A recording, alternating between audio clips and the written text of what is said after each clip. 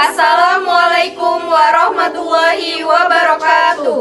Kami dari kelompok 3B, saya Sinta Winingrum, Saya Sherly Oktaviani. saya Amelva Andena. Di sini kami akan menjelaskan mengenai glikogenesis dan glikogenolisis. Pada mata kuliah Biokimia 2 yang diampu oleh Bapak Dr. Andes Made Sukaryawan, MSI, PhD. Pada pertemuan kali ini kami akan membahas mengenai glikogenesis dan glikogenolisis. Adapun tujuannya yaitu mahasiswa mampu menunjukkan sikap tanggung jawab untuk memahami glikogenesis dan glikogenolisis. Glikogen adalah bentuk penyimpanan glukosa.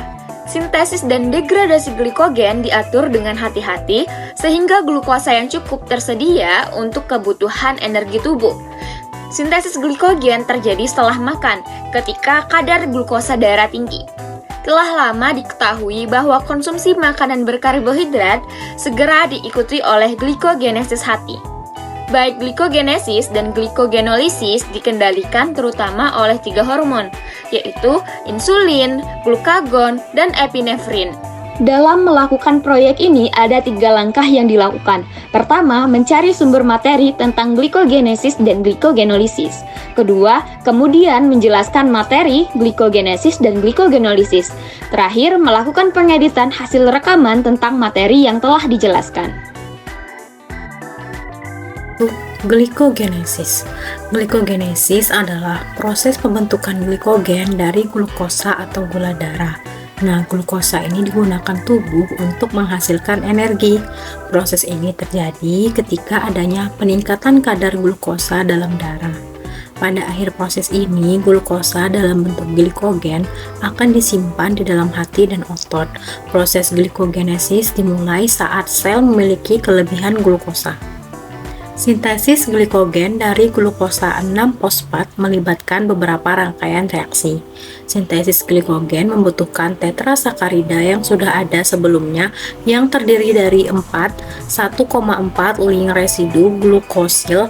Yang pertama dari residu ini terkait dengan residu tirosin spesifik dalam protein primer yang disebut glikogenin. Nah, rantai glikogen ini kemudian diperpanjang oleh glikogen sintase dan enzim percabangan. Butiran glikogen besar masing-masing terdiri dari 1 molekul glikogen bercabang tinggi dapat diamati di sitoplasma sel hati dan otot hewan yang cukup. Nah, enzim yang bertanggung jawab untuk sintesis dan degradasi glikogen melapisi setiap permukaan granula. 2. Glikogenolisis. Glikogenolisis adalah proses pemecahan molekul glikogen menjadi glukosa atau gula darah. Pada dasarnya, glikogen adalah energi yang disimpan dalam bentuk glukosa rantai panjang. Proses glikogenolisis dapat terjadi di otot dan sel hati ketika tubuh memerlukan lebih banyak produksi energi. Degradasi glikogen memerlukan 2 reaksi berikut. Yang pertama, penghapusan glukosa non-reduksi dari ujung glikogen. Yang kedua, hidrolisis ikatan glikosidik alfa 1,6 pada titik cabang glikogen. Dapat dilihat pada gambar. Glikogen fosforilase mengkatalisis pemutusan residu glukosa dari ujung rantai glikogen yang tidak mereduksi untuk menghasilkan glukosa 1-fosfat.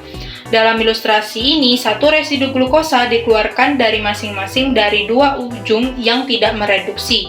Pemutusan reduksi glukosa berlanjut sampai ada 4 residu pada titik cabang. Kesimpulan, glikogen merupakan bentuk penyimpanan glukosa yang vital bagi tubuh manusia. Sintesis dan degradasi glikogen diatur dengan hati-hati, dipengaruhi oleh 3 hormon utama yaitu insulin, glukagon, dan epinefrin.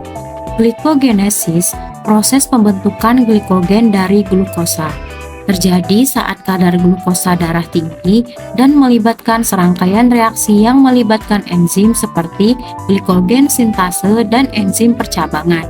Sementara itu, glikogenolisis merupakan proses pemecahan glikogen menjadi glukosa.